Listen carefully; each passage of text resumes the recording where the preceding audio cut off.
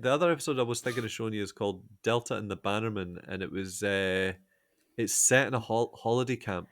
Is it set in Bannerman's? No, it's not set in Bannerman's, and it's about. But it does feature like weird, like 1950s nostalgia and like fucking Ken Dodd. It's like a mad tour guide, and he gets shot. He gets. Hold the fort. I know. I was like, they'll enjoy Ken Dodd getting shot. Candide. Doctor, give me the news. I got a bad case of loving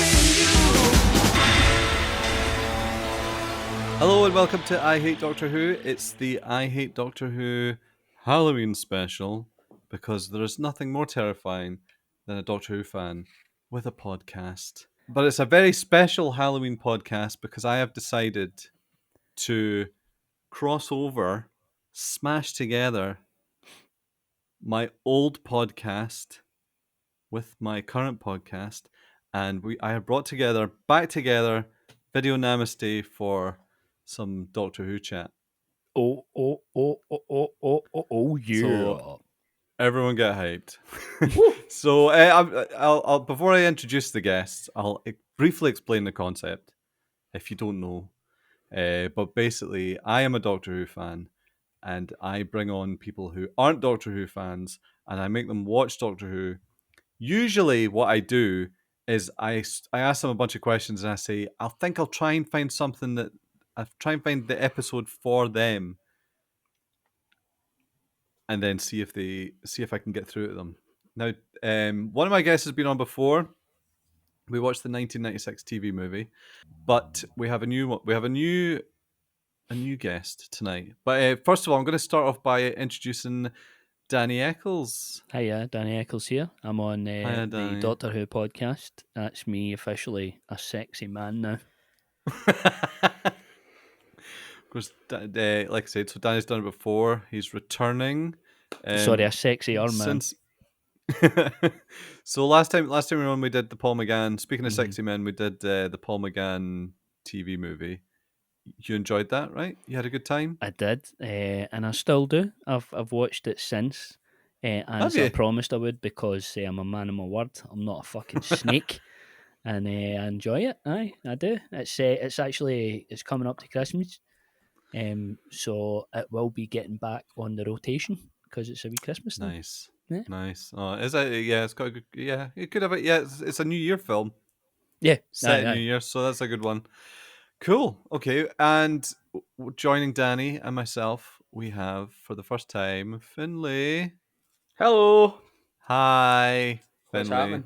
Hello. Yeah, not much. Just doing a wee podcast here. That's... Oh, yeah. What the fuck? What am I doing here then? That you guys have very kindly decided This to. is exciting. Genuinely, the last time I watched Doctor Who was in Danny's old flat when Oh, we shit. watched that season opener. Oh my Ben God. Wheatley one. Was that? No, it wasn't the Ben Dunno, Wheatley one. It no. was. Was it the who one was where was it the one where they went to like Davros's home planet or something like that? Is Aye, that it was am I basically. off on it? Yeah. It was called. The Magician's Apprentice. And That's something right, it's else called. happened that night, didn't it? You Oh, remember? yeah! Was that when? Was that when? The news was that broke, when? aye.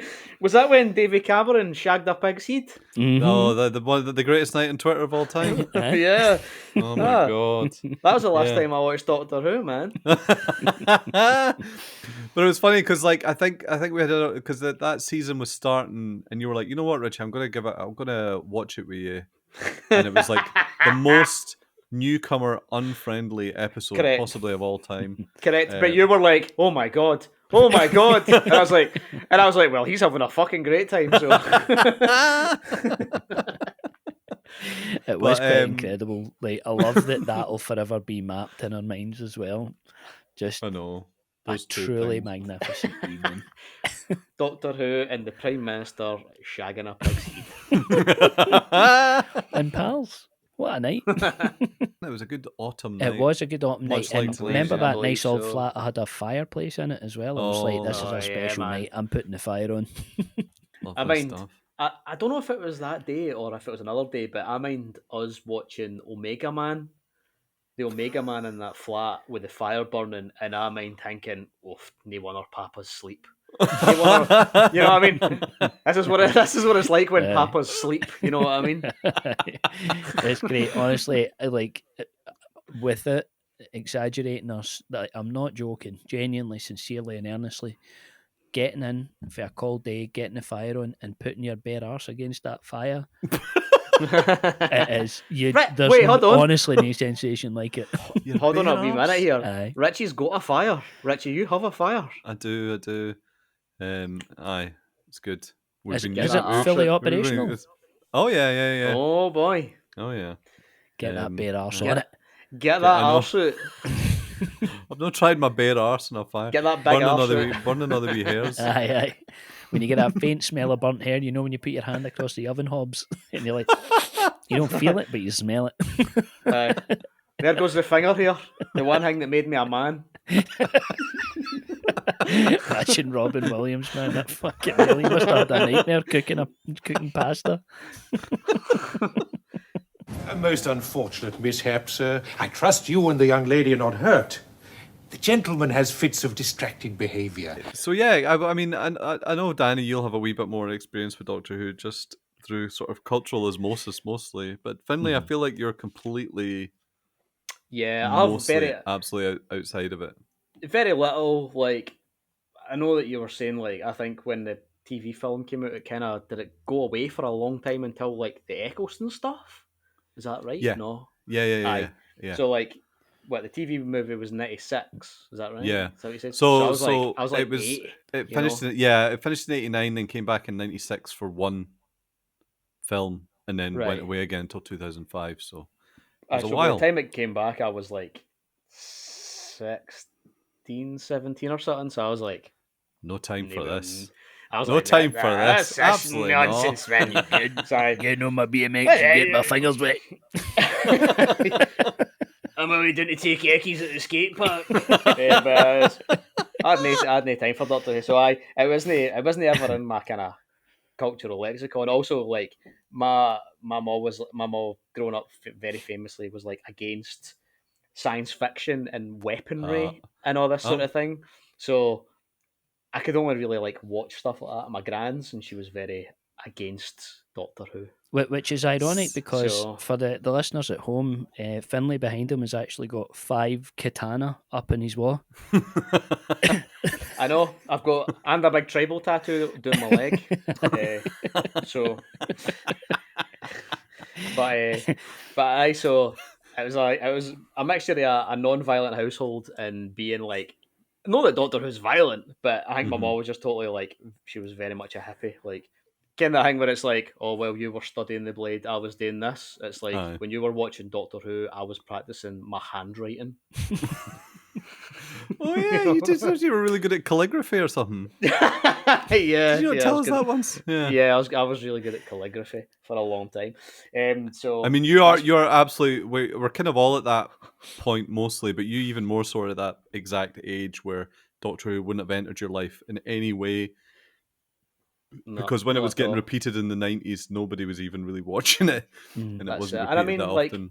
there was like, we had like a lot of like kind of book fairs, like that's probably everybody did. So the only thing I ever really knew or bothered about Doctor Who was like seeing like old annuals at like Oh, yeah, book yeah. fairs and stuff like that. But in terms like of a- watching it, Aye, that's nah. fair enough. So the Um, only stuff I've watched really is like Wii U, I think. Yeah. Aye, it's kind of same. Like the only exposure I had to Doctor Who prior to meeting you, Richie, was all my Terry Pratchett pals, and like as soon, if I told anybody I liked Red Dwarf, they'd be like, "Oh, you must be a Doctor Who guy." It's odd assumption, and I'll be in their flat watching an episode of Doctor Who, trying to chat up their sister. I'm kidding.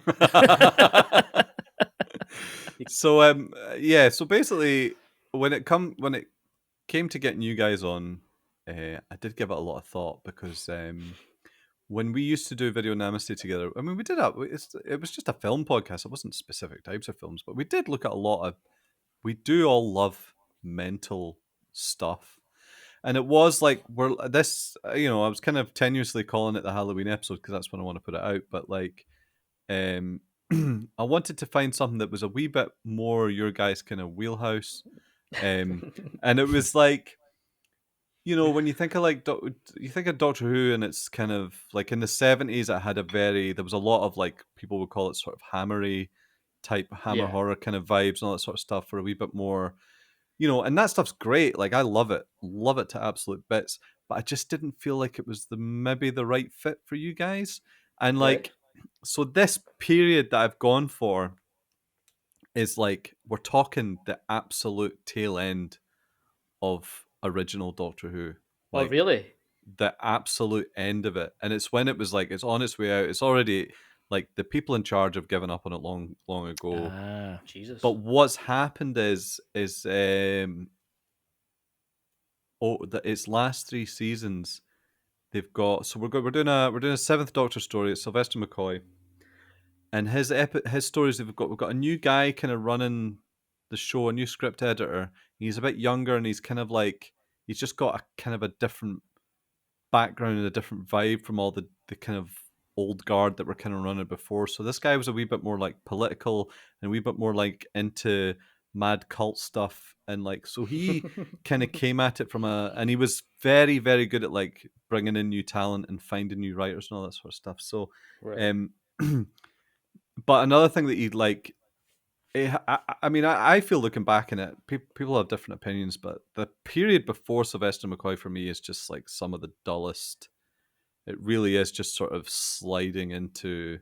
And who's that? Like, what Doctor's that? Like, That's Colin Baker. Don't get me wrong, I like Colin Baker, and there's some of his stuff that I think is really great. There's some Right. really weird shit in the 80s stuff that I really love, but Mm-hmm. mostly it's kind of, it's just a bit dull. But the McCoy's period is like, is one of my favorites overall. I love him to bits. He's coming up to being like my number one Doctor, because Aye. he is like, the thing I love about him now, going back as well, is I don't think you would ever get a weird wee guy as Doctor Who anymore. I was gonna say, I've got a note here that's like impish Doctor question Oh, mark. yeah. Like, he's kind of like a japester. Yeah, Some sort of like, yeah, again, I don't know what the rest of them are like, if they're stuffier, if they're a bit more serious, but he's like very much like kind of casually jokey about everything. But yeah. That's- I mean, that's that's funny. yeah. There's I have a kind of similar quite note funny. myself. I've got this Doctor has flecks of a slightly irritating pal's da. Lovely all the same. yeah. Well, Finlay, the character has always, like, right back to the first one, he's always been like, he's in the situation, but he's also, the alien part of him means he's always slightly disconnected from the situation, which means he's always kind of taking the piss a little bit.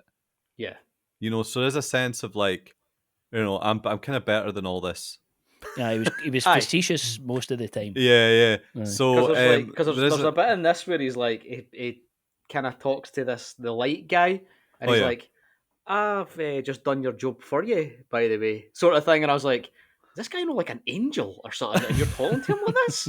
It's like, you know what I mean? Aye. So, but what the other thing I love about that period as well, is they were kind of trying to move away from the old stuff that were like the monsters and all that sort of stuff that we were doing before.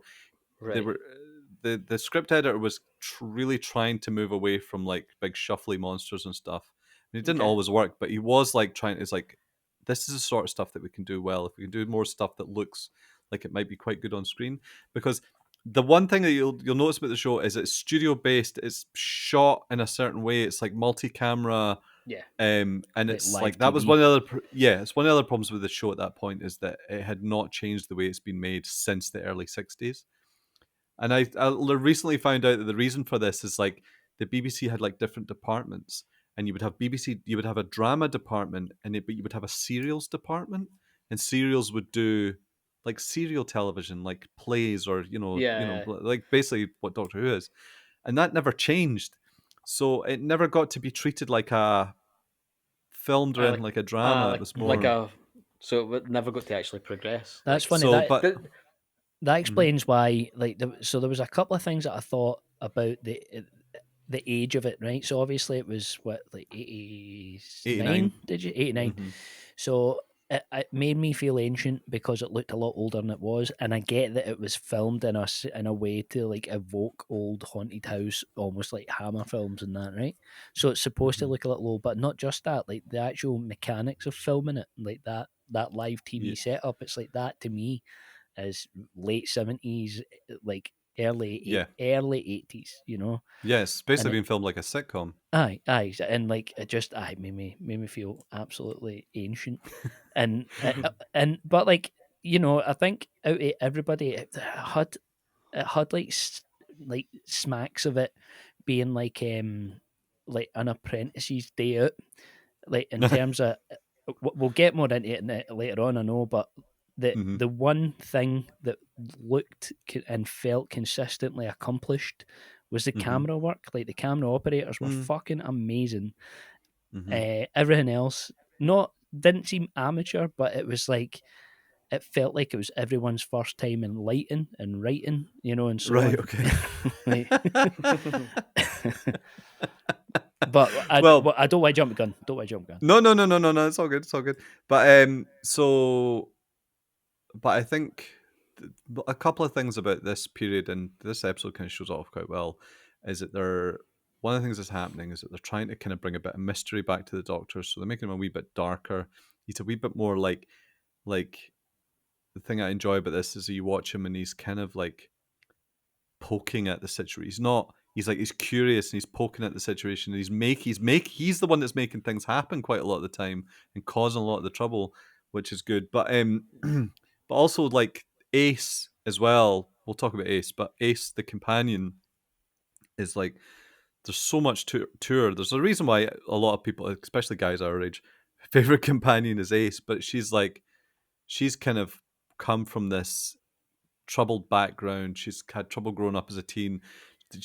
They tackle a lot of things. Well, they don't really tackle it, but they do make references to like problems with racism because she was growing up in London in the Yeah. 80s and all that sort of stuff. Yep. So like, but also they had this kind of plot line around her as well, where they're exploring her past, where like she turns up in kind of weird, mysterious circumstances, and then as the show goes on, it all kind of comes out and it's revealed as to why she's there and how that's happened, and that's never really happened before. So there's lots of good shit going on.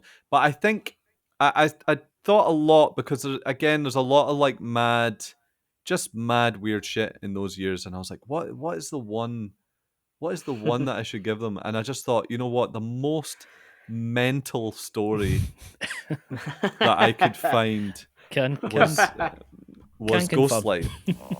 So Ghostlight. Here comes another McCoy-era classic that manages to evoke the Victorian era of Conan Doyle and Bram Stoker, the cosmic horrors of Arthur Machen and dear old H.P. Lovecraft, The Turn of the Screw, Hellraiser, and the Beatles.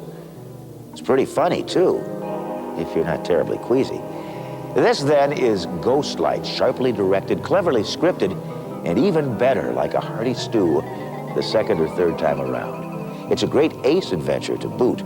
So, settle in for some good, creepy entertainment emanating from a strange old house and its much, much stranger inhabitants. I'll be back next Friday, along with the usual suspects, to be joined in June, remember, by Blake Seven.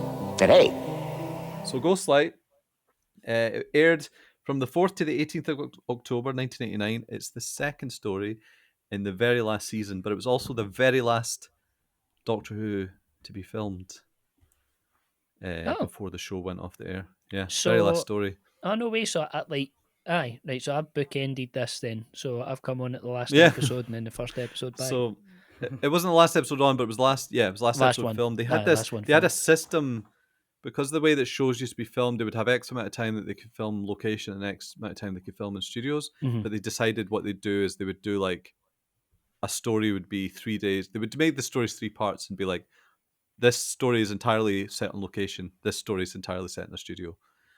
And they Right. just did a bit of that, which I think worked for it quite well. Mhm. But like, so Ghostlight, Ghostlight is an interesting one. It's kind of notorious for being, like I said, mental, a bit kind of incomprehensible, hard to follow.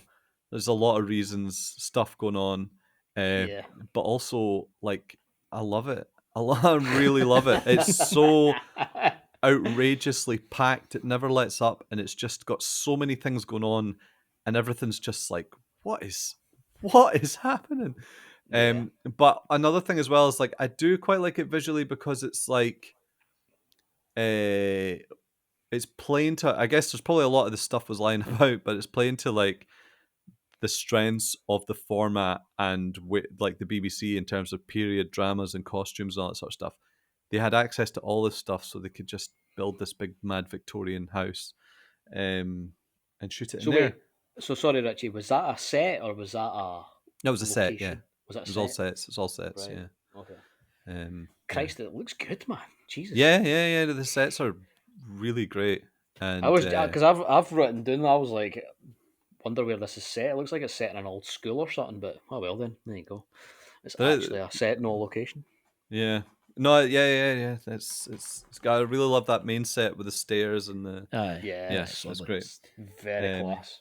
So anyway, I'm going to start. Let's just start on. We don't have to do it episode at a time, but it's just generally a good place to start. So we'll start on episode 1, which is Yeah. kind of like I said, it just throws you right into everything. I feel like the way that it's structured is that episode 1 throws you into it. And there's a bit of confusion. There's a lot of establishing, but there's a lot of like, I don't know what's going on. Then episode 2, it starts to kind of come together, and then we set up. And then episode 3, it's like, we have the light and the main purpose behind everything. And but yeah, so episode 1, like, what was your first as jumping in?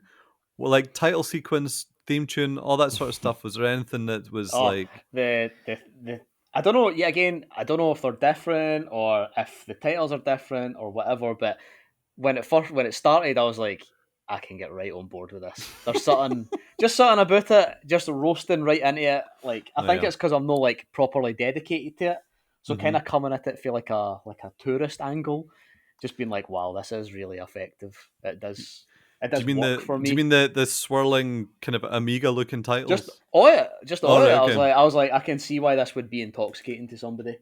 Okay. This is good, but I know it does. It does kind of kick you into like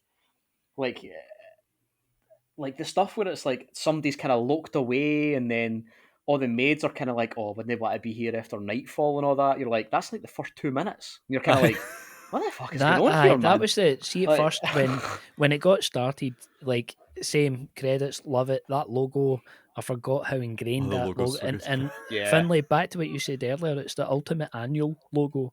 Like you said, it's, Oh yeah, I've seen it yeah, everywhere. yeah. I'm yeah. sure my cousin even had like a pencil case or some stationery or something with that Mm. on it. I remember that much. But when it got started, I'll be honest, Richie, I was working on 4 hours sleep for the night before. Oh, I right, okay. just had a bastard air shift, and I was like, "What the fuck is he gonna be watching?"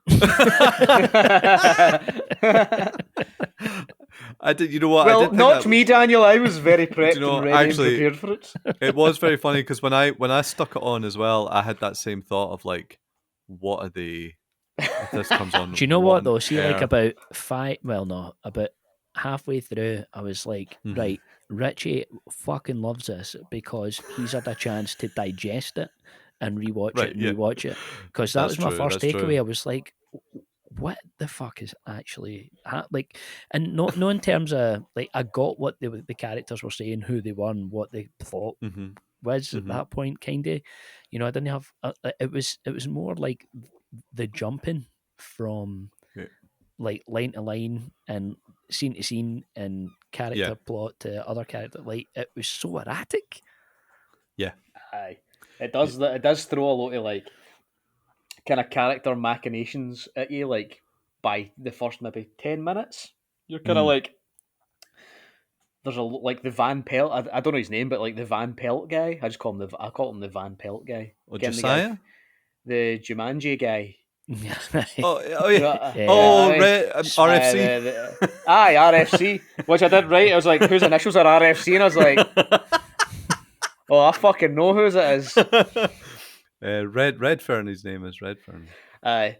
Like all Yeah. that stuff, all that guy, and then like the kind of like Victorian Maw, and like and the Neanderthal guy. It just kind of Aye, kinda it throws a fucks it lot all at you together. really, really quickly, and it's funny because like The fun thing about Doctor Who as well is every story you're meeting all these characters for the first time. The only two characters every time is like Right. Ace and the Doctor. That's what I was going Aye. to ask if any of these were recurring characters, because you got the No. sense like, oh right, okay, so obviously they're for like, you know, an episode for the sixth Doctor or something, you know, at best. That's no. amazing. That's what I mean about like not it didn't feel like accomplished writing. Not that it was bad. It was like, well, it was a wee bit in the sense it was fucking erratic, but like that's what I mean. That like, you know, that it felt like I get what you're saying, I get what you're doing, Mhm. but this Mhm. isn't how it's normally done. Not to say it's wrong. Aye. It's just not how it's Aye. normally done. When once like that episode ended as well, the Mhm. credits just fucking came right on. They just Like, happen. I know. What? It's funny as well to think about that period in time on telly as well as you'd watch it and you'd be like, well, I'm never seeing that again. Aye, Well, and I that's need to gone. remember what should have been a 45-minute episode condensed into 24. I need to wait a week and try and I remember know. everything so I can pick up So probably at the there's same kind of pace. It's definitely an episode of something that's like, imagine being a non-Doctor Who fan at this time and catching that episode, aye. and then talking to somebody at like work the next day and being like, there's a fucking Neanderthal and then there was a drawer full of butterflies. They'd be like, what the fuck were you watching, man? What are you talking about? No. Test that man's urine. But yeah, well, no, so I can give you a wee bit of an explanation as to what was going on with the writing. Mhm. See, apparently, it went over, and I think it was considered at one point for a 4-part story. Right. But while they were shooting it, they were having to edit because the script ran over. They were having to edit out pages, like sitting in the set, like going through, and essentially what they were doing is being like, exposition, cross out that, cross out the explanations, cross out, you know, it's just like, let's not do this. So all that you're Amazing. left is this like pure, You know just what? Pure story. I like aye. that. Pure, just That's bold. just a brick, just a pure brick of story. So, Richie, Oh. then, do you know, see when say like what the like criteria is for greenlighting an episode? Because surely they must have it written by a certain deadline and it be okayed before they build the fucking sets and everything like that. Aye. Well, so basically, I think there was a lot of people, there was a lot of script submissions and stuff like that, and I think the script editor would find and find the right scripts basically, and then he would work with the producer. But also the script editor would have to do a lot of like rewriting and making sure everything's in place and stuff. Mhm. But also television just at that point was so chaotic, and it was like not only that, but it's like it's made so fast. Like the turnaround time in terms of writing to screen is so fast. Yeah. Like it's insane. You think about like a TV show now is good. TV shows are getting like 2 years per season, all that sort of stuff. This is like we're doing, you know, maybe like at this point it was probably about 18 episodes a year or something. So yeah, so they're just so but yeah, no, there's lots of things that are happening last minute, and obviously the budget just isn't there to, you know, they'll be understaffed, under budgeted. Everything's happening Yeah. properly, but also the other thing that happened at that time in terms of production is that the unions kept everything to a tight deadline. So when you're filming as well, when you're on set filming, the way that they always tell the story is if the unions are standing there with the hands on the plugs, fucking ripping them out the wall.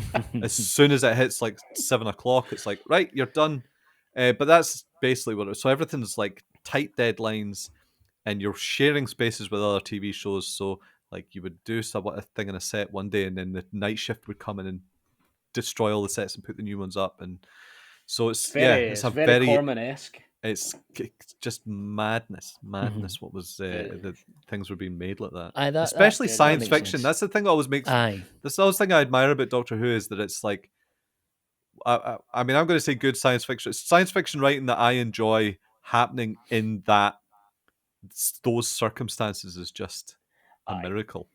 It's just, Aye. and it's mad too because it's like it's more beloved than probably half the other shite that's made, but it gets so underappreciated and underfunded because it's like it's science fiction, it's fucking aliens and dogs with two heads and all that sort of thing. But you're like, it's better than fucking El Dorado and all that guff. You know what I mean? I mean, it's a testament that it took I them thought you were about- going to defend El Dorado, Richie. Well, Come go on. on now. I know. I heard that kind of resilient breath there, as if No, let's go its moments. I was going to say that it was a testament to how much it was loved that it took them.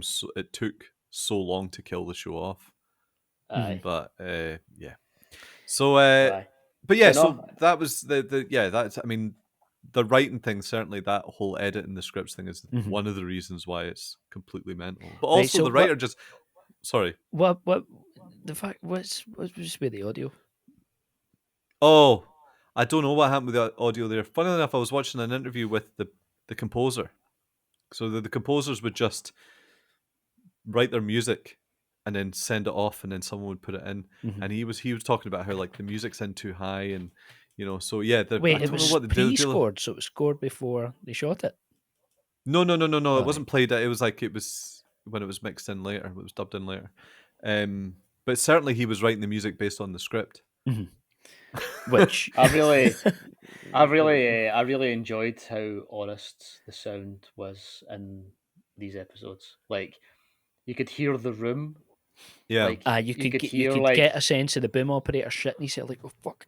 aye, like you could Get hear like flares creaking when like some of them are walking and talking and all that. I was like, this is very honest. This is Yeah. very honest stuff here, man. Total raw This- nerve TV. It's one of the few times that the sets makes that a good thing, because sometimes there's another story that's set on like an ice planet and all you can hear is feet on polystyrene.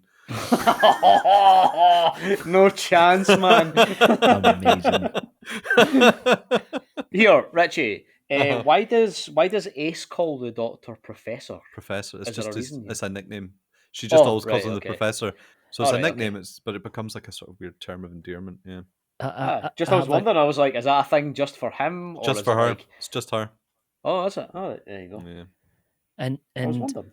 it might have been Sleepless Delirium, but at one stage, does was it Josiah? What's his name? Josiah. Yeah. Yep. Does Josiah refer to Ace's breasts as shameless wantons? Oh no! Does it not call her? It does not call her a shameless wanton. I thought it was. I thought Not it like was, a shameless wanton. Like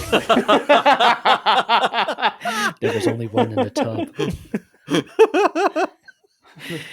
I thought your shameless wantons shameless- are on display, is what I heard. oh, a shameless wanton is good though. That is good. Yeah. I'm gonna hear a shameless wanton tomorrow night. I tell you what, a shameless wonton sounds fucking magic. Good grief. Oh, this is my friend Ace. I see that all the stories about you are true. You have no shred of decency, even parading your shameless wantons in front of your guests. Does he mean me, Professor? I have it. This is some experiment related to your mumbo-jumbo theories. Perhaps she'll evolve into a young lady. Who are you calling young lady, Bogbrain? No such luck. Quiet, Eliza. Be a good girl. I'm making some small talk. Yeah, here I liked when your man says, I've got it written down here. I'm sure you've seen more grisly sights than Ace's ankle. Oh, aye. I like that a lot. I really laughed at that. McCoy's very good at rolling his R's. Oh, It's one of his- absolutely. Aye, so what's going on with his accent? Is he always kind of just somewhere on the border? Has he always been like that? Or like, like genuinely when he's playing the Doctor, does he have like a more neutral accent for the public? No, I think that's just how he speaks. When he's being interviewed and stuff, he's kind of like that as well. I mean, I Because I guess know he's folk for Dunoon and they do reading- not sound like him. I mean, maybe over time that's just showbiz, Aye. But he was like one of the vocal ones when David Tennant played it English, and he was like, "Why?" He was the guy that's like, "Why is he not?" But it's quite fun because apparently he and some of the other ones are keeping score in terms of Scottish and English doctors, because obviously Shooty Gat was for Fife. Oh, aye. So he's like, Too that's high. another one. Too soon. Your Doctor Who's from Dunoon.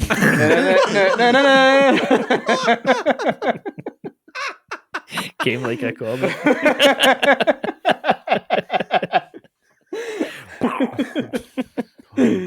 I Sorry. forget he's for Dunoon. That was good. So, see the doctors or each actor, Mm-hmm. do they get to pick their wee outfits? Because I liked his wee Oh, question mark his wee vest. question mark. His wee question mark Kane as well. Aye, Aye. that No, seems I like don't a think- him thing. I don't think he got to choose the jumper, the tank top. That's a good question, actually. I don't think they do. It just fitted his personality, you know. It does, and I have I've got a soft spot for the fucking question mark jumper and the question His wee, mark. his wee Riddler umbrella. jumper. Is that a wee Aye. hint? Christmas is coming up, eh? Well, Owen, did you remember when Owen did his cooking video? He bought one. Is that And what I that think, I think was? he's still got it. Aye, he's Right. got I Owen forgot bought about that, a proper Mhm. official question mark Seventh Doctor tank top. Was it official? I Good think it was, grief. it was licensed. Yeah, he Licensed. bought a licensed Wow. cravat as well. He really went for it. Fucking hell, man. Everything you see is on screen. Here, Richie, what you were saying about Ace as well, like how they tie her kind of like story into like that season or whatever. Like, Yeah, see all the stuff when it got to her saying that she'd been to that house before and all that. yeah. I was properly like, oh, this is actually a mystery. This is actually mysterious. Well, this is again. So this touches on another thing I quite like about their dynamic is that they've got a great relationship, and there is Yeah. a kind of a teacher student, Eliza Doolittle. They would make reference to Eliza Doolittle, kind of maybe not Eliza Doolittle. That's a bad reference, but it's maybe kind of a teacher student vibe. Yeah. But they have a very good close relationship. But at the same time, he's a bit of a dick. And in terms of that he pushes her into places that she doesn't like, and one of them Aye. is like bringing her back to this place. Like she doesn't know. He brings her there and he's like, right, check the place out. What do you think? What's going on? So he's then the eventually Morty she to clicks. her Rick, you're saying? Wow. He's raging. Wow. God, it's like fucking throwing the nails out in the road there. I have my hand up. Get this guy out of here! Get this guy out of here! Yeah. So yeah, they think he's got quite a manipulative edge about him, and he's clearly. Well, it does make sense when you're saying like if he kind of needles everybody else that he comes into contact with and like these other plots, and he kind of does it to her as well. Yeah, Like all the stuff when it's like she dresses like is it like a guy she's dressed like or like yeah. like a kind of male suitor or something in that she's kind of dressed like. It's like, why would you put her in this position? Like, and when the guy like when your man says about her like she's like or small wonton or whatever like that, yeah. like he doesn't really kind of stick up for her. He's kind of like, I know like what's she like sort of thing. Like, Well, God. I You know what I do mean? think there's an element of like they've written her. She's quite fiercely independent and she's very defensive. She's like that all the way Aye. through. Like every time someone makes a comment about her, she's like, what are you fucking saying? Like, Well, I was thinking want that to is go? she like a kind of like a punk hangover or like a kind of. Do you know? I was thinking that too, Finlay. I thought that I read that she like into it that she was just like kind of like a kind of tougher teenager, and I think was that maybe an attempt to get in a new audience with this new writing, the new script editor, yeah, but I mean, possibly. I think because it But felt a bit also like what they the- done with Billy Piper. You know, getting like yeah, yeah. Like absolutely, the Billy Piper is so close to Ace. But like, but also I think it comes from this place of like just the archetype of the Doctor Who companion. We've had so many different types over the years, and they have written them to be like whatever is going on in the kind of like with feminism at the time. They're Yeah. bringing that in. Like they're not, but generally they are sort of like always referred to as like the dad's favorite, and right, all yeah. that sort of. So it's just like they're there to get in trouble and they're there to ask the questions. man. But I That's think what's Ace so really is fucking like good a- about sci-fi and horror as well. It's like it just platforms these things, and I think it's because it's like it's from a safe distance, because there's analogy there a lot of the time, or it's like it's fantasy, so it's all right for her to talk about racism being a problem, Yeah, kind of yeah. thing. No, absolutely. It's always a good way to sort of trap your audience. Not trap them, but you know what I mean. Yeah. But I just Open the I was like, conversation up at least. But I was like, I was like, there was something about her that kind of felt like she was like a punk hangover, or like no somebody that would have been in like the young ones, but somebody that like would have been at like one of their house parties or something like that. Like she felt kind of like snotty, no snotty, but a bit more kind of like agitative, I guess, or something like yeah, that, she's come from which I liked. like I said, she's come from a bit of a trouble. Like she's got this sort of trouble background thing going on where she's had to fight for herself quite a lot. So they've made her quite fiercely independent. But like, Right. but yeah, no, I think you're absolutely right. I think that's a good observation. One thing, sadly, one thing that Ghostlight doesn't have is her jacket. She has Oh, this black puffer jacket which has a logo on the back that's her name. It says Ace, oh and she yes. collects badges. It's covered in badges. So Oh, like Ace is the one. Ace is the one that beat up a Dalek with a baseball bat. Ace is the one that like Yes. she was the one. She was always blowing stuff up. Her whole thing was that she was good at this explosives this and is very punk. I'm not yeah, gonna lie. yeah, Like, see yeah. No, I think you're right. our bomber jacket with badges and all that. I'm like, Aye, no, she's a wee absolutely. punk, man. You're absolutely Fair right. play. Actually, yeah, yeah. Fair Like play. there's a great there's one story is set in like 1963 and she emerges from the TARDIS and she's got a fucking boombox and it's just Oh it's yes, just quality. good stuff. Also, I've just got it written down as in episode 2 when Josiah's gone through his transformation and she shouts stitch this Dracula and opens the windows to get the light through, which is fucking great.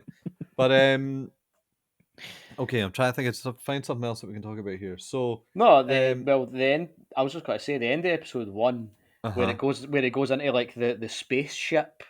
Oh yeah, so we've had a revelation that she's realized that she's been brought back somewhere that she doesn't want to go, Yeah. and she runs off and she finds the spaceship underground. Aye, and it's like, but then when I think it's like, does the Neanderthal, is it Nimrod? His name is it? Nimrod, Nimrod, the Like Shed he 7 goes roadie. down it.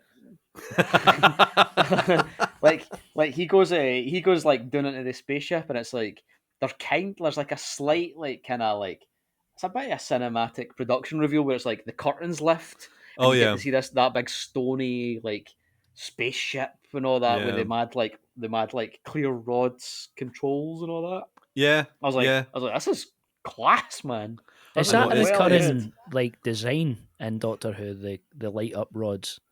Because I feel like I've seen that before in Doctor Who. If not, that's like Well, another I sci-fi think show of that era, and it was just like a trend at the time or whatever. yeah, colored plastic rods Aye. or shapes is always it's a good with light Just shining the up. It's same always a good like thing to set designer yeah, for yeah, every yeah. single sci-fi show. Get Brad in. He knows how to dress a spaceship.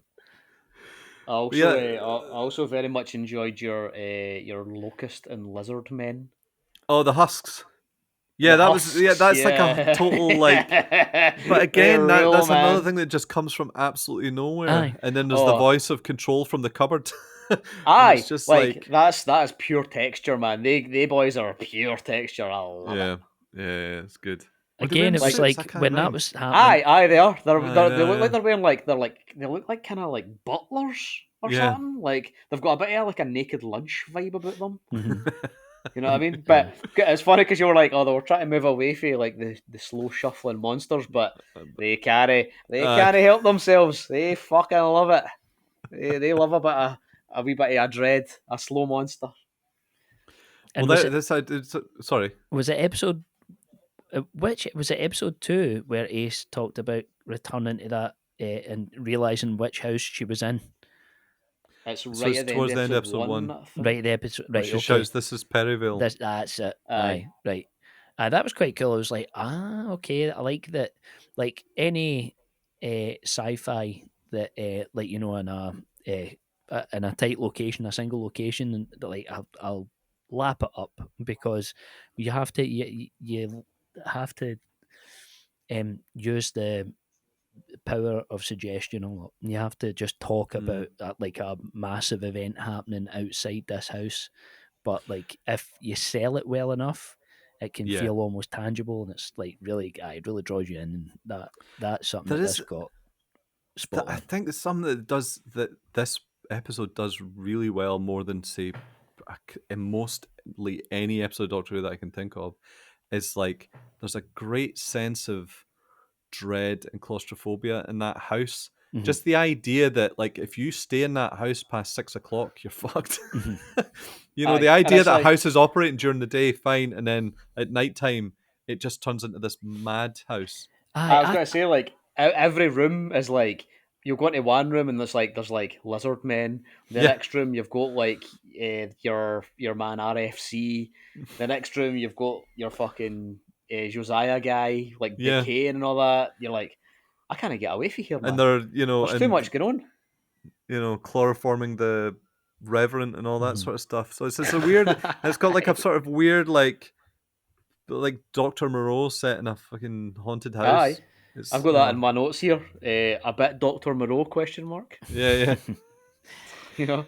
I think it's a subtext there. Has that ever been addressed? Because I read something into it and I have a wee theory, but has anything been addressed by the writers? There's like, well, all this there's like loads of stuff there about like it's no etymology, is it? It's I can't mind the name of it, but it's like preservation and like all that sort of stuff. So it's like collecting like samples and species and all that sort of thing. No, So I it's mean like, specifically about the 6 o'clock thing, like that. Oh, right, subtext there. okay. Sorry. I thought you meant like the actual like the No, that archivist theme. kinda No. element. I know what you mean though, but well, there could be, but I've just not. Maybe is it like read it, yeah. what was it? What was it? The watershed was 9 o'clock, wasn't it? 9, aye. But I thought maybe it was like during the day, if you're a child, it's child time, and then about 6, like it's dinner time, and then like it's like it gets more adult, and like fun tends to kind of die down when it gets later, kind of thing. And it just felt You're trying like to say this is what it's like when a Wayne wakes up for a house party with the adults in. And they go down and everybody's just after nut. It just felt like a bit like kind of like infantile paranoia, like what do adults actually get up to at night, that kind of thing. Like that's kind of what I read into it, and like her trauma as a child. Like and setting the house on fire and stuff like that. It felt like if I was watching this when I was wee, it definitely would have freaked me out. That claustrophobia, and why is everything just shifting at night time? It's the danger. It's like it's the it's the lack of safety. It's like this idea that you could leave, but nobody obviously the doctor doesn't want to leave, so it kind of puts Ace in this weird position where she's like, well, I'm here. She's to confront. Ace is completely fearless. I love the idea of like being, I love the idea of facing not the consequences of your actions, but also having to face up to your actions by going back to a time before the actions took place. It's such a weird. It's like a strange context to give yourself. Yeah. And like it being like further compounded by the fact that what this is essentially now a B&B for a resting god, Yeah. But it obviously always wasn't that. It was just so happened that they planked this house on top of it, Yeah. Richie, you'll enjoy one of my notes here as well. I've got a note that's just Richie's brain must be mush. That was halfway through episode 2, so yeah, at that point where I can't if it's answering more questions than it's. I mean, is there any, like, I've watched it quite a few times at this point, so I think I've got a handle on what's going on. But like, is there anything that you're just in the dark with? How do you feel? For me, the one thing that I was kind of struggling with in terms of where they fit into all this was control. Like, what was the deal with control? That was the only thing I was struggling with. I think control is named after like the idea of having a control specimen in an experiment. So control. Okay. So basically the situation is that they were 3 so light. Yeah. They were a crew and they catalogued alien like life on different planets. Yeah. Josiah was the survey specimen. He was sent out, Mm-hmm. and Control was sort of stayed on the ship. And I think basically what's happened is they've done their thing. They've taken the specimen of Nimrod away, and they finished the catalogue. But Josiah's wanted to return because he wants to kind of take over the British Empire. Basically, he's evolved. Josiah's turned into a So Victorian Josiah was gentleman. part of the original crew then. Yeah. So Right, Josiah that's was. what I missed. So what? Right. So see the husks downstairs. They're him, aren't they? They're his old He forms. shed that. So he's Right. gradually evolved into. Cause that's why he was like he Yep. was allergic to the light, and then he was fine. But that's the And thing. then, Like you're just supposed to assume that it's not just like husks. It's not just shed skin. It's he's created another. Aye, they've got like being. a sort of yeah. And do It's- they Also have like a that- hive mind with him or something? Then are they basically slaves No, to I his think they're whims? just. I think they're just really simple forms. That They're is- not. No, This is so fucking heady. Like it is so like it's so nutrient dense for like kids especially be watching this and being like, right, here's all these extremely complex like theological sci-fi theories. but then Can we Control. put it into 24-minute Aye, episodes? 3 24-minute Like, episodes. yeah, man. So Control wants to be released, and Control wants to be like him. She Yeah. wants to be, she turns into a Victorian lady. But essentially, what's happened is Josiah has locked up, kept Light in stasis, and brought them back, and he's taken over the house. So there was the husband, wife, and daughter, and the wife and daughter are the two that you see, and the husband. They keep referring to people being sent to Java, which means they've either been like frozen up or killed or locked away. Which is what happened to the policeman in the drawer. This is what happened to like that fucking. I love pulling the drawer open and the policeman being in there. There's a guy there. There's just a guy. There's just a guy. She's sleeping. It's like my mum used to Yeah. put me in a big drawer when I was a baby to sleep. Not like she wouldn't shut it. It's just Just lock it. Is that why you're scared of IKEA? In night time. But yeah, so So- yeah, I think it keeps hitting you with these insane visuals, basically. And he Sorry, became the Victorian man because like he's like that's like top of the food chain at the time. Is that right? Yeah, That Yeah. like Because it's they're patriarchy. 1883. yeah, They're in 1883, aren't they? Because it's like yeah. That's right. Yeah, Aye. I've Um, got the line of my ancestors can be tracked back to a protoplasmic globule, which is Oh, a yeah. fucking great line. yeah. And then I've also got a great word that I got out it was quintessence. Oh, quintessence is a good one. Yeah. Quintessence is a great word. I feel have- like- Whoever's writing this is good bananas. probably off the cuff as well. He just learnt quintessence that day, so I've got to get that in there. I have Bad mind off it. we all have our own universe of horrors to explore, which I thought was quite a nice wee throwaway line. That's so very dismissive Clive as well. Barker. Aye, Very aye. Clive Yeah. Barker, that, Aye. innit? It feels like a tagline for Hellraiser 7. But yeah. So all the way through all this, like, just again, I think that's great. It's like the Doctor is kind of like doing his own thing, and I feel like the way he acts a lot of the time is that he's sort of tunnel vision, doing his own thing, and gets frustrated every time anyone interacts with him. Aye. And that sort of That's- like, which I think is, I guess, But- some of the character does a lot. But it's funny because it's like what he wants to do, and when he's getting interrupted, obviously he gets a bit annoyed. But what he wants to do is to prod people to kind of further like the plot boiling over. Yeah. So you're like, what are you getting annoyed at for, man? You're not doing fuck all else but annoying everybody. Do you just want to be? Do you want to be left alone to annoy everybody to the max? Yeah, and he's obviously heard about Light, and he's like, I want to see this guy. Aye. Also, the light talks like Mr. Burns when he's radioactive. I He fucking does? got Oh that my in my God. notes. I've got that in my notes. Oh my god! Like I've got what? He's even what got is the it? glow. He says something like merely sugars, proteins, and amino acids. Oh yeah, But he says it like Mr. Aye. Burns, man. Totally. Yeah. That's a great cliffhanger as well. Just the big light coming on. Oh, and like I liked when who is it that shoots one of the nurses and she kind of turns into static.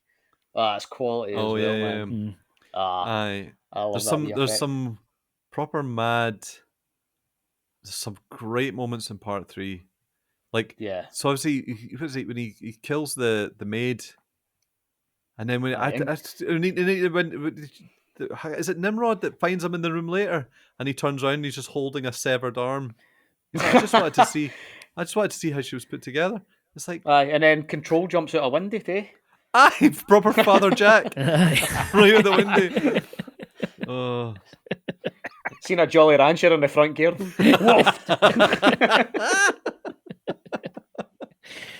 There was again, there was a wee bit of sleep delirium, right? Are we all right to move on to episode 2? Hey, no, yeah, I mentioned, yeah, go for it. So, Danny, we're on 3 now, man. I know. I was going to say we're jumping back and forth. I didn't want to assume a structure or whatever. There was a line, and it flew by me, and I was like, "What? Did they just predict hip hop?" There was a line, "You're insane if the membrane is broken," and in my head, "You're insane in the membrane" is what I heard. And obviously, like, I have to, by call and response laws, go and that. It's like, I need to rewind who said that. Was it Ace that said that? No, I think it was the doctor. I think it was the doctor. Oh, saying if the membrane is broken. And I rewound it. I was like, right, I need a wee pick me up. So I had to pause and go for. So you're saying that Cypress Hill are Doctor Who fans? We watched Ghostlight. Somebody cut. Do you know? I wish I could find the tweet. The Simpsons clip where Homer's watching Twin Peaks. Mm-hmm. Oh, someone's cut. What the hell was that? Where he's watching is like, brilliant. I have no idea what's going on. That's funny. I have a note here from episode 2 saying, "What the fuck is going on?" Well, I've got Richie's brain must be mush, and then for episode 3, I've just wrote this is mental. I do you know I never took a single note for episode 3. I was like, right, I just need to concentrate. And I'm watching it like I'm witnessing a crime, and I need to log everything. Remembering license plates. A good doctor line is when he says file under imagination, lack of. Oh yeah. I was like, you wee bastard, you little shit. He has this kind of like fearless curiosity, and not like what I think they get really well is that he could come across very easily as arrogant or obnoxious, because he's just endlessly probing and endlessly in folks' faces and endlessly taking the piss. But I don't think because of Sylvester McCoy's like kind of coyishness, Sylvester McCoyish, he he gets away with a lot of it too, And I don't think at any point it ever actually is obnoxious. He's just very endlessly curious person to the point where that this will kill you. His curiosity will end you. Yeah, he's very I love Sylvester McCoy for a whole bunch of reasons. I mean, Doctor Who has a good way of making you really, really love actors that just don't really get to do anything else. So Doctor Who fans, it's such a funny thing that Doctor Who actors are like Hollywood to a particular group of people, and then just absolutely nobody to everyone else. I love that though. That's so fucking good. That's so good. sweet, man. Because it means that they can cameo in things like Spaced or whatever, It's also 100% the reason Sylvester McCoy's in The Hobbit. Because there's no way that Peter Jackson isn't. I forgot he was in Still Game, eh? Oh, that's a great episode, man. Archie's getting it. Aye. But yeah, no, I love him because he just gets to do so much mad shit playing the Doctor, but he gets to be kind of daft and stupid and very impish, but then he also gets to be kind of raging sometimes as well. And he does, I think, just I really do genuinely think McCoy pulls off mystery really well because he's such a weirdo Aye. that you're like, what's Aye. this guy's deal? And then every Aye. so often he has these little moments of darkness where you're like, oh, there's something. Some, You know, well, they you're just into did feet.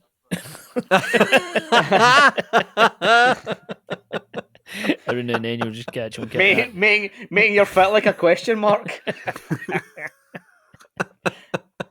No, I do like him, my. man. It does have that kind of.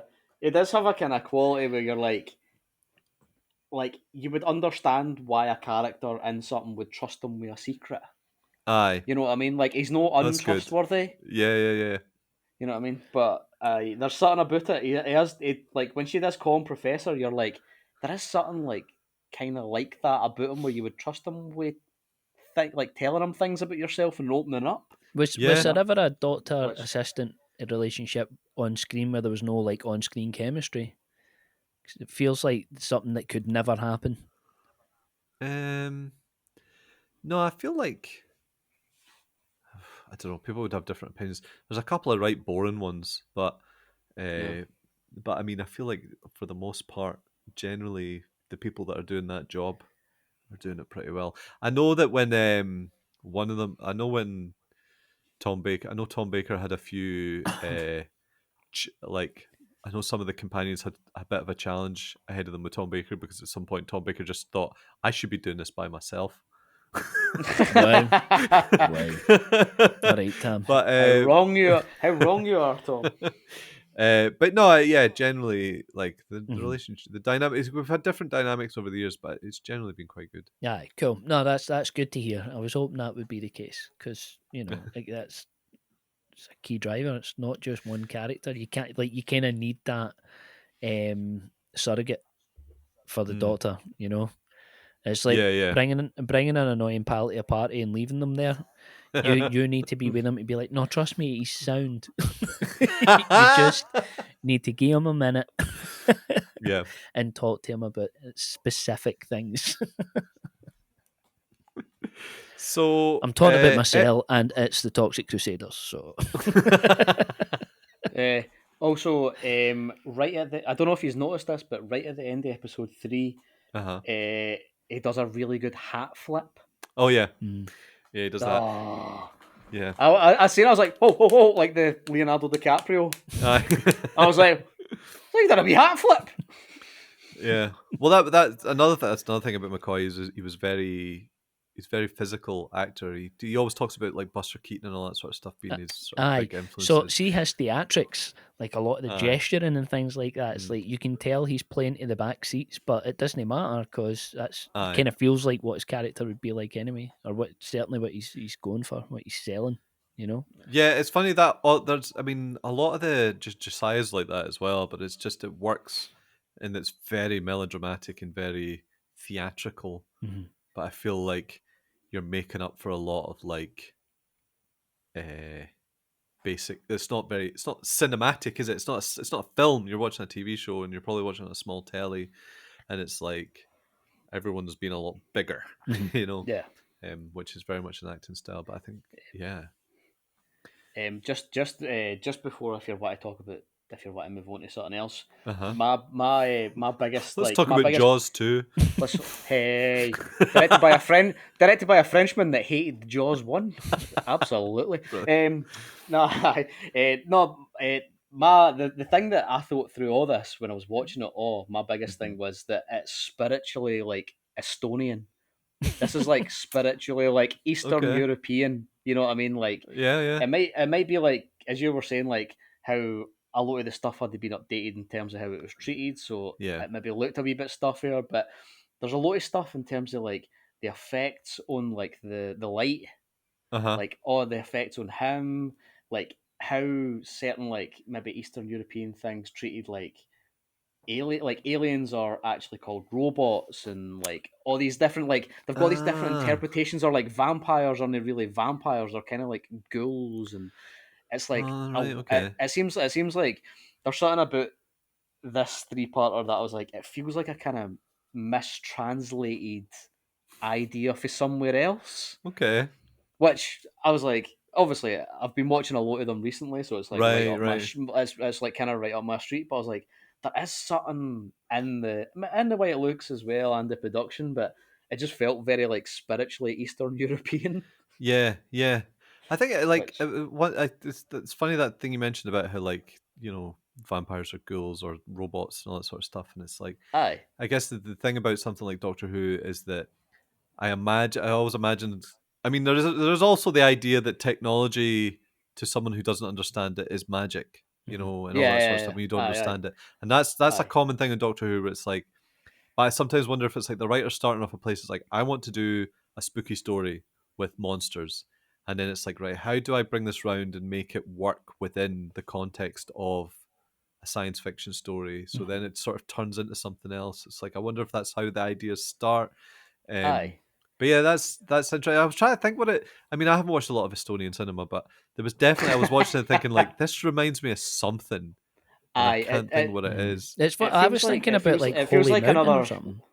Feels like a Jodorowsky kind of, when you're like halfway through a Jodorowsky film and you're in the deep end, and if somebody walked in the room, if you dare try to explain to them what's going on, that like Yeah. I've got Holy Mountain down in my notes here, just Holy Mountain, like because like obviously a lot of that is like just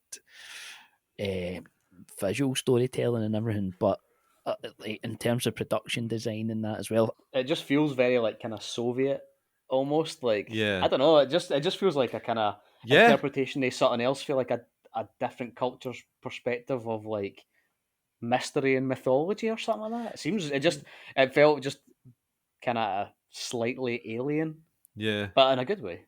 But I that's really kind also of felt that's kind like of felt for me. for a lot of writers, especially writers trying to get into TV, like Doctor Who must have been a great playground for just like I'm going to Arson a do bit. the maddest shit. Aye, well, it's like, Um, but getting back to what you were talking about earlier, kind of reimagining mythological beasts and creatures, and like I know Doctor Who's done it a few times with like vampires and things like that. They're not actually vampires or whatever else, and I think that is really really interesting when you can like the note that I've actually got here is that the entire crew, everyone's learning on the job, is the feeling that I get from it, right? And Right. like like I was talking about earlier with the audio and the lighting and things like that too. Yeah. But like not that like it was an issue for me or anything. I actually quite liked it. Like I like seeing a production. Like you Yeah. know that there's work going into it,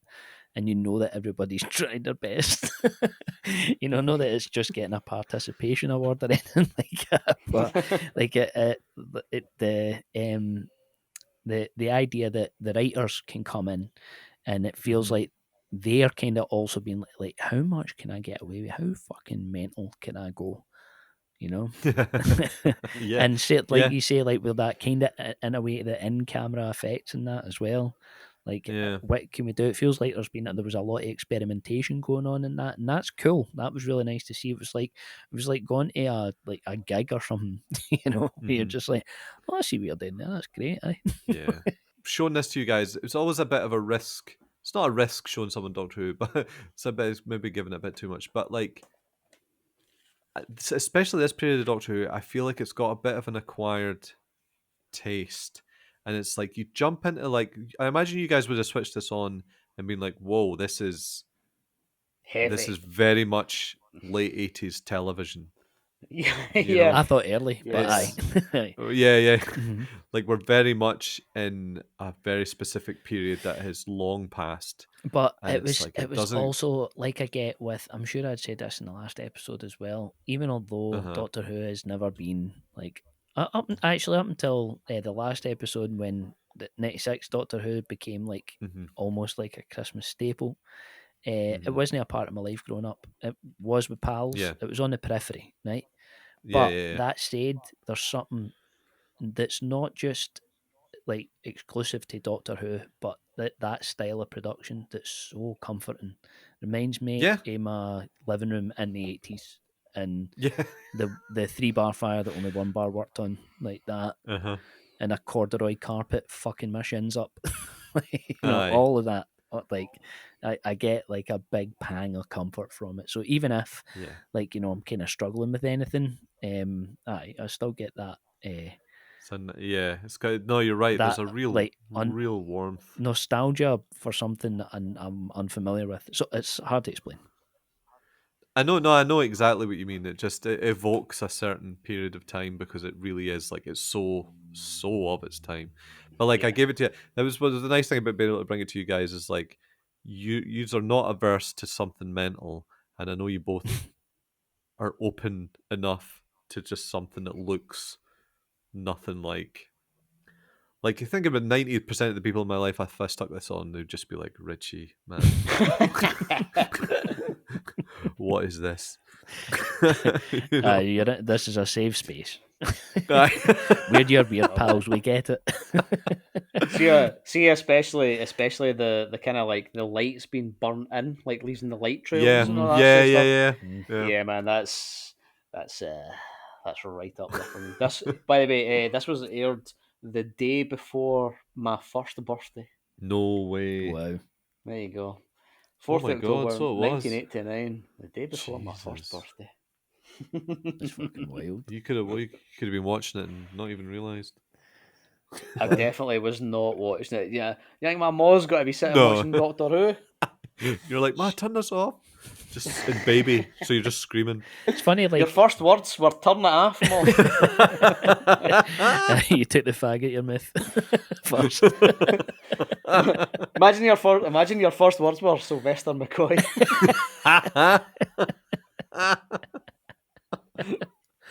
It was pissing me off watching it and thinking, who is Ace? Who is Ace? Who is Ace?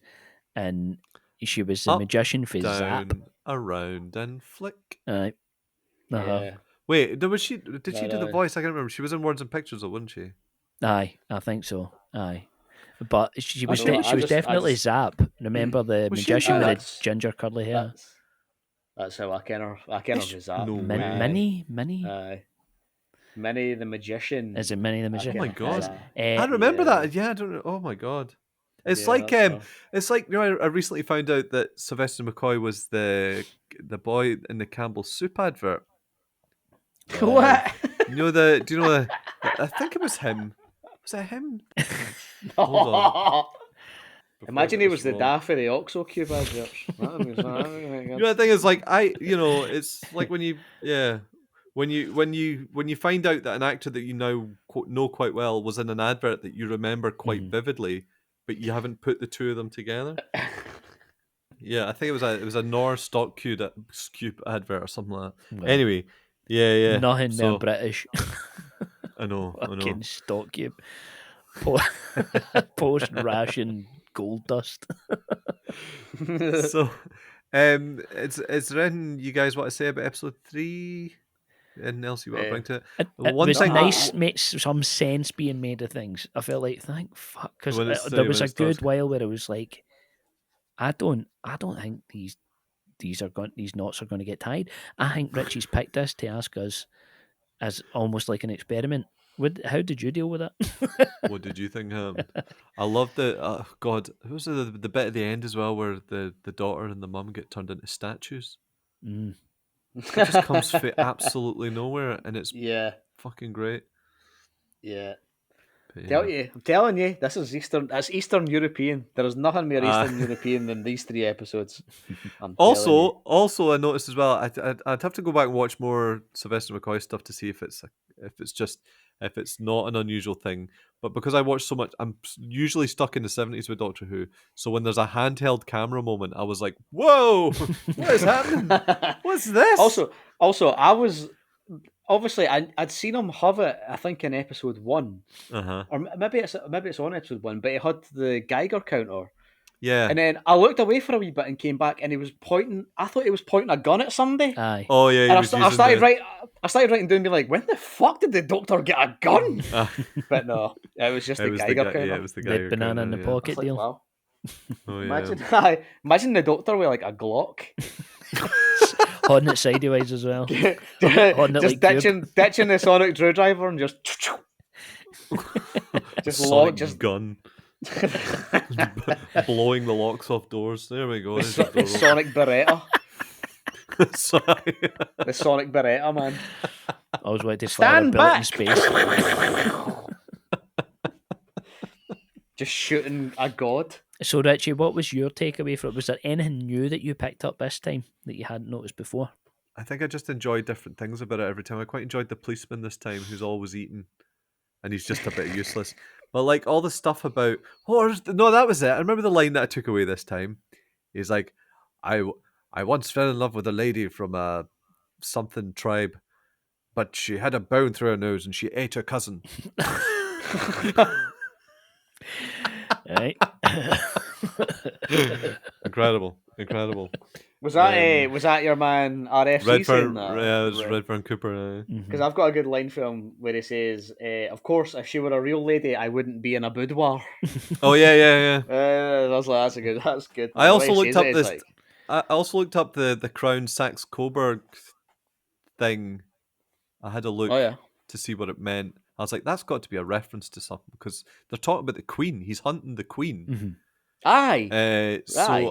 apparently, that felt like such a tiny part of it. yeah. Maybe it was like Something like big in the news that. at the time or something, you know? So he was hunting the Queen, and so apparently, so Prince Albert, who she was married to, The guy with the belly. came. He got the Pearson now. The name of his house was. He came from the House of Saxe Coburg, but they changed. It was eventually changed because of the act because people didn't like the German connection or something. Right. That would have been about the time as well that they were ditching the German stuff. But I love that nothing. It feels like nothing's said specifically. I just love the constant reference to him hunting the Crown Saxe Coburg, and you only get a glimpse of the photo as well when he's like, "We're hunting the Saxe Coburg." And you're like, "Oh, he's talking about the Queen. He's talking about the Queen." talking about Queen. I think the more I watch it, the more I get my head is wrapped around what's going on. The more I start to enjoy it because I just start to enjoy the smaller details, which is. Aye, Did as they soon as the explain- episode was wrapping up, I was like, I probably will never watch this again, but I wouldn't say no if somebody stuck it on because I feel like I could actually, knowing that there's resolve and knowing that I what to expect, I would definitely appreciate it more second time round. First time round, it was just a bombardment of information, and I didn't know, I wasn't secure enough in the writing to trust it to take me to a solid conclusion. Fair enough. No, Did that's they absolutely fair. Did they explain why your man's snuff box was radioactive? I don't know. You know what I mean? Yeah, there's That's a couple. There's a few. That just came to me there. Yeah, Like, yeah. Why was it That's funny. radioactive? Because so his thing. The other thing that was confusing about him as well is because he kept referring to himself in the third person. Mm. But Yeah. because he thought, and but yeah, so he saw light in the jungle, Yeah. and that's what broke him. Yeah. So how did they get back? Yeah, there's a lot of questions. So that's what actually. brainwashed him then.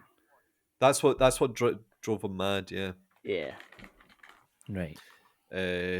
So Telling you, he's like Van Pelt, man. He is Van Pelt. Control, quintessence of wickedness, corruption incarnate. Thank you for trusting me, Control. My half-bring done. You desiring. In the darkness you shall find it. Don't let it out!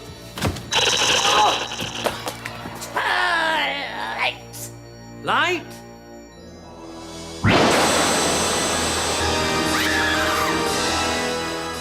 So overall, Finlay, what did you think of your first real Doctor Who experience?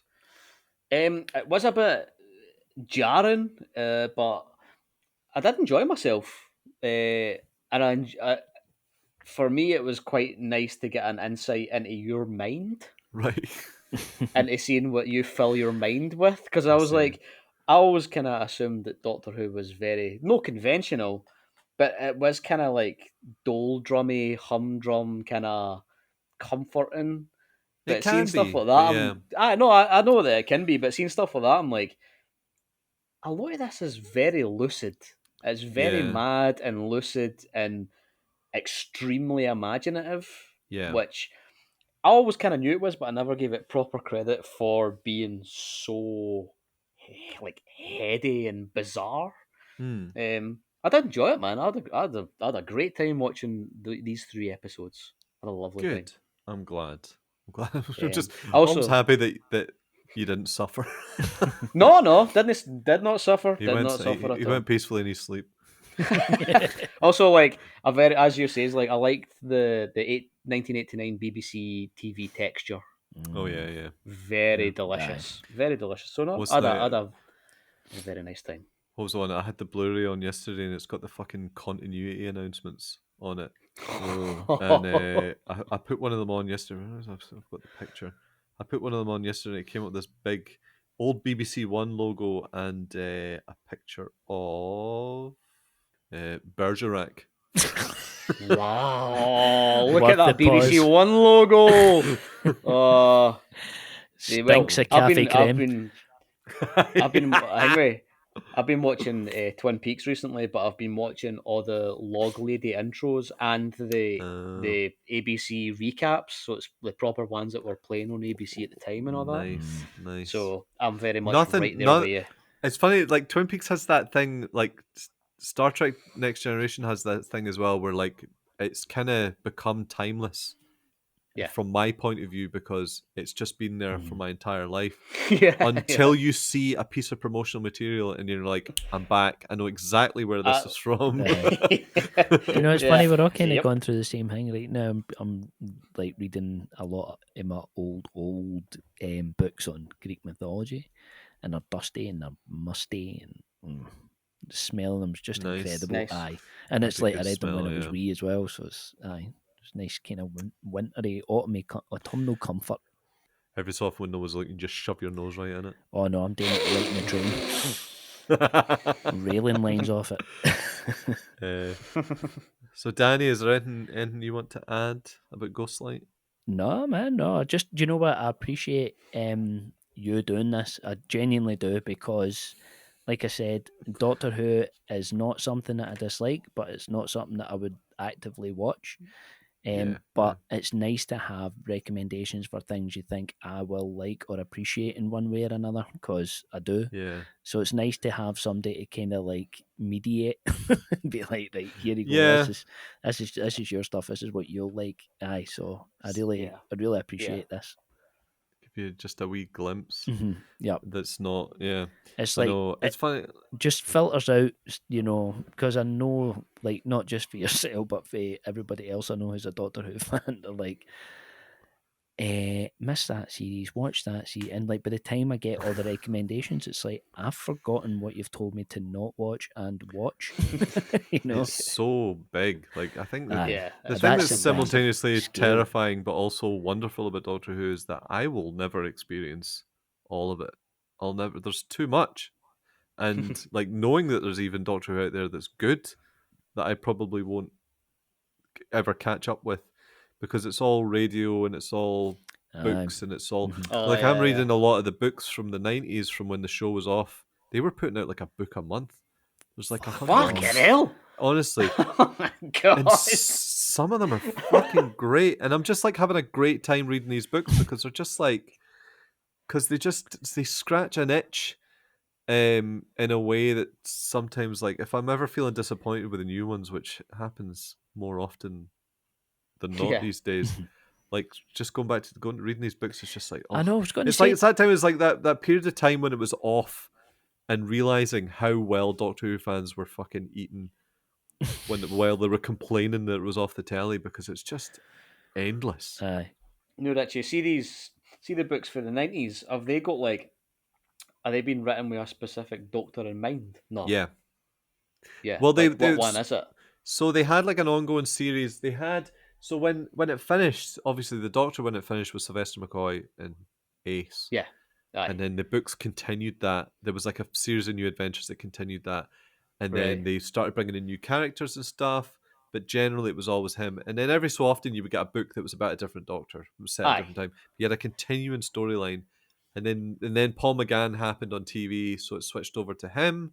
And his books ran for ages. So I've literally just read. Ah. I've just finished reading like a 6-book arc that was like he's got amnesia and he's trapped on Earth and he's living through the 20th century in real time because he can't travel in time and he doesn't know who he is.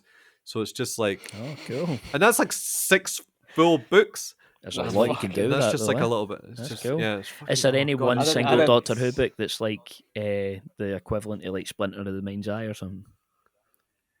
The Bible of Doctor Who books. Is there one? Oh no, there's well, I mean everyone has different favorites. It's really difficult to it's as someone who's trying to get into the books, it's really difficult to navigate because the average review of every book is 3 stars because people either hate it or love it. So every Nice. fucking review ends up like we're in the middle. Rotten.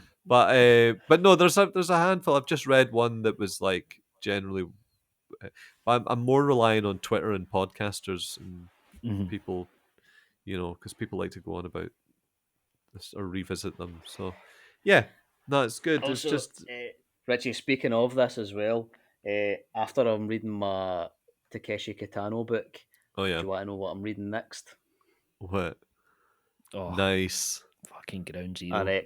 An X-Files book. Have you read Ground it Zero. before? I've got I that. feel Ground Zero is like the classic. Like I could see it in the library with the plastic wrapping around it. I've got that, and I've got Antibodies as well to read. Is that another X? No. Mhm. Aye. Is that another Nice. X Files one? Yeah, Ah. I've got that and Antibodies to read. Ground Zero is They're my genuinely next. great. That's the Splinter of the Yeah. Mind's Eye of the X-Files universe. They're my next book. Sorry, what's Splinter of the Mind's Eye? It's Star Wars novel. Oh, that's. Oh. Was it the Star Wars one before Empire? Mm-hmm. Doctor Who fans will be walking at bookshop. They're like, I know what I'm looking for. And they've got that sweet Any- IT money as well. I'll keep a wee eye out for you, man. I'll keep Cheers, a wee eye out for Cheers. you. Here, I've got one question for you before we Oh, yeah. wrap up, Austin. What are the 2 things that the Doctor says that he hates in this story? He hates 2 things. I know this.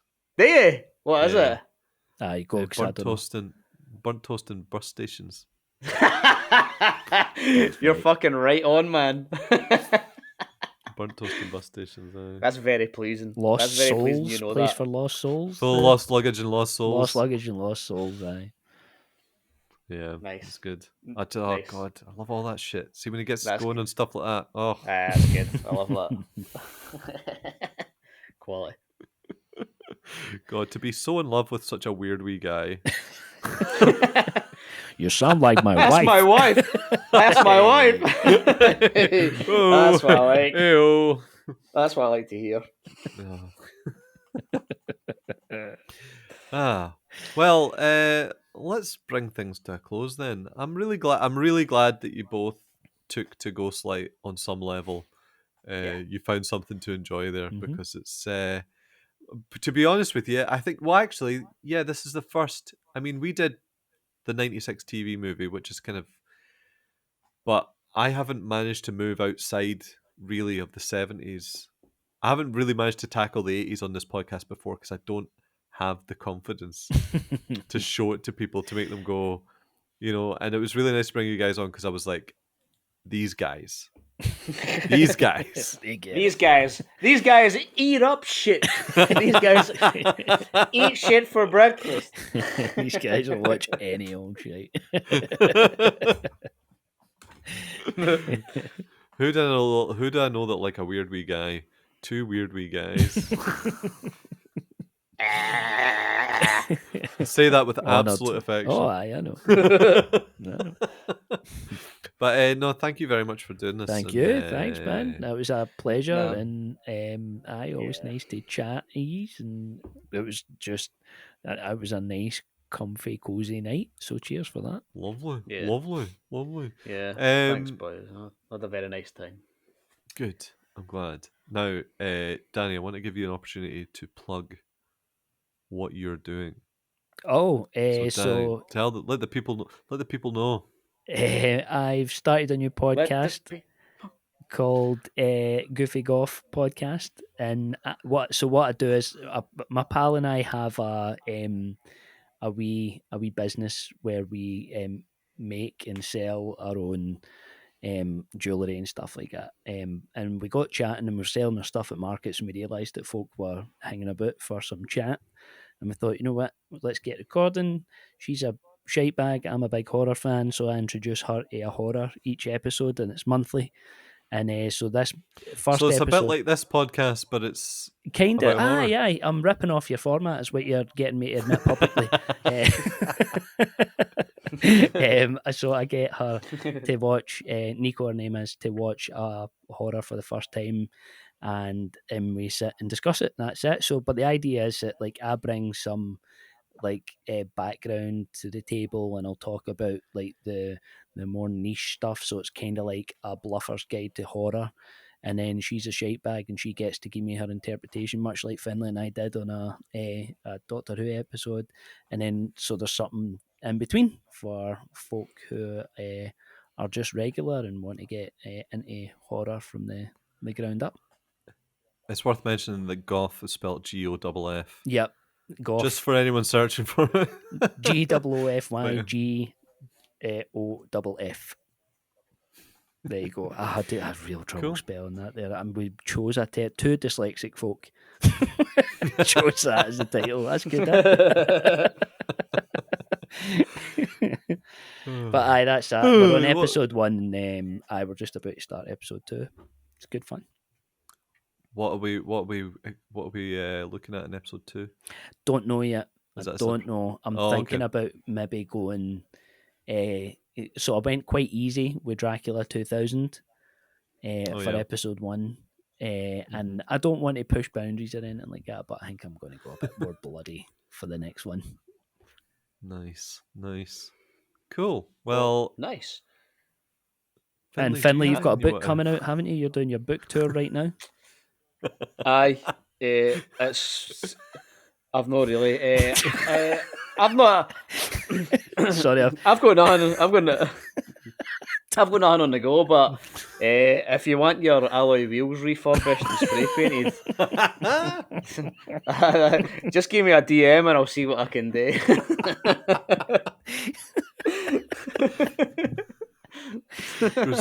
You can catch Findlay at Waterstones. We'll be doing a reading. What you should be doing is following Findlay on Letterboxd, because his reviews are fucking dynamite.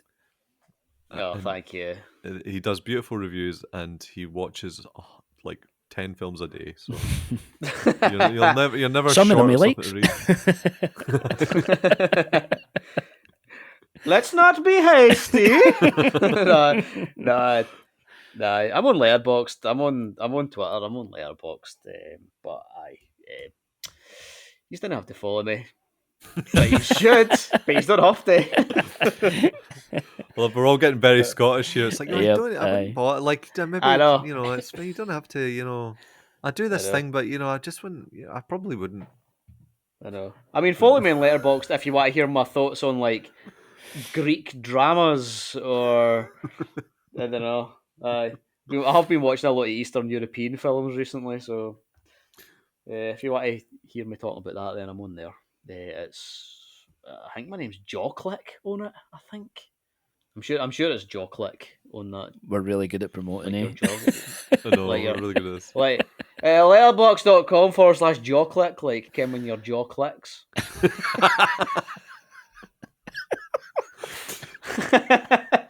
So-called degree in publishing.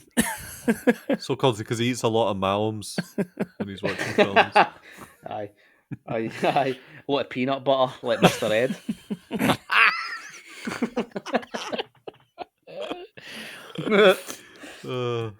Right. Okay. Well, let's wrap this up. Right. Well, thanks very much for listening, everyone. Thanks very much for you guys for coming along. And I hope everybody actually got like something good at that. By the way, we'll find out. We'll find out. We'll find out. We'll find out. Well, wait, you'll never catch me. Yeah, hilariously, I can say with absolute certainty, almost by 99% certainty, that I will be back towards the end of November with another episode with Gav and Owen, and we're looking at the anniversary special, The Three Doctors. I can say that because we recorded it last night. Oh, Yes, check that that's out, preparation. man. I'm a pro podcaster these days. Yeah.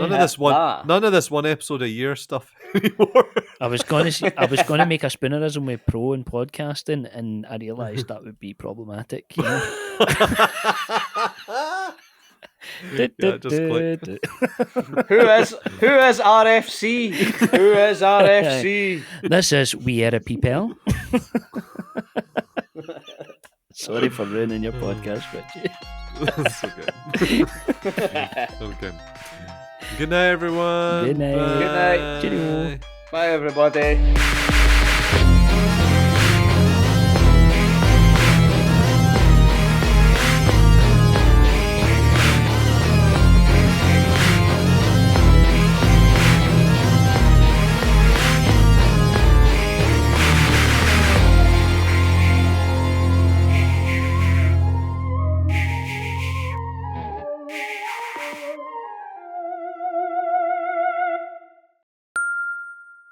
In 25 minutes on BBC One, while Charlie Hungerford's immersed in his first Jersey International Music Festival, Jim Bergerac's on the trail of a wanted man whose true identity seems likely to raise a few eyebrows.